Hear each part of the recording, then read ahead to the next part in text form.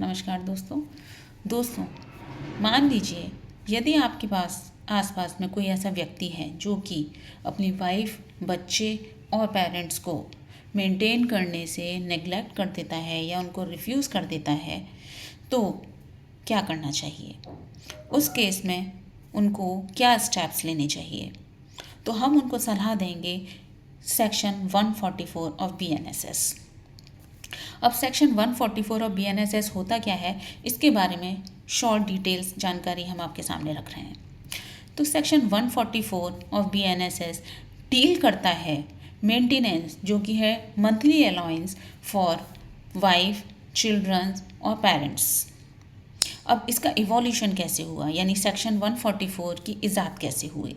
तो कुछ समय पहले की हम टाइम में चलते हैं, तो जो कि है सेक्शन 125 ऑफ CRPC 1973, जो कि इसको अमेंड करके री इंट्रोड्यूस किया गया है सेक्शन 144 ऑफ BNSS में, जो कि बात करता है social justice to prevent the institution के बारे में।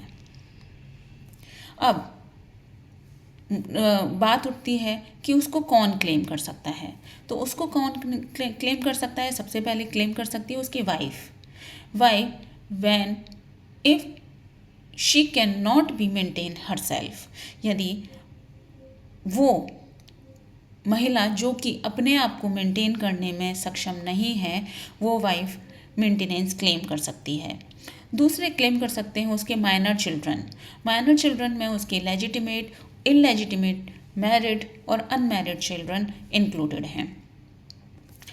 तीसरे आते हैं मेजर चिल्ड्रन में जो फिजिकली और मेंटली डिसेबल्ड चिल्ड्रन हैं, जो अपने आप को मेंटेन करने में सक्षम नहीं हैं, वो चिल्ड्रंस भी मेंटेनेंस क्लेम कर सकते हैं। और चौथे हैं उसके पेरेंट्स, जिसमें मदर और फादर दोनों ही मेंटेनेंस अपने बच्चे से क्लेम कर सकते हैं, जो कि अपने आप को मेंटेन करने में सक्षम नहीं हैं। अब निकलती है बात, ये क्वेश्चन उठता है कि हम कब क्लेम कर सकते हैं? तो क्लेम हम तब कर सकते हैं जब उस व्यक्ति के पास सफिशिएंट मीन्स हैं, पर्याप्त धन है, या पर्याप्त उसके पास इतनी प्रॉपर्टी है कि वो अपनी फैमिली को मेंटेन कर सकता है, तब हम मेंटेनेंस क्लेम कर सकते हैं। ये लोग यानी वाइफ, चिल्ड्रन और पेरेंट्स तब उस व्यक्ति से मेंटेनेंस क्लेम कर सकते हैं। दूसरे केस में वो क्लेम तब कर सकते हैं यदि उसके पास सफिशिएंट मीन्स होने के बाद भी वो अपनी फैमिली को, यानी कि वाइफ, चिल्ड्रन और पेरेंट्स को मेंटेन करने से नेग्लेक्ट कर दे या रिफ्यूज़ कर दे। इस केस में भी हम मेंटेनेंस क्लेम कर सकते हैं। अब क्वेश्चन उठता है कि वाइफ कब कब क्लेम नहीं कर सकती है?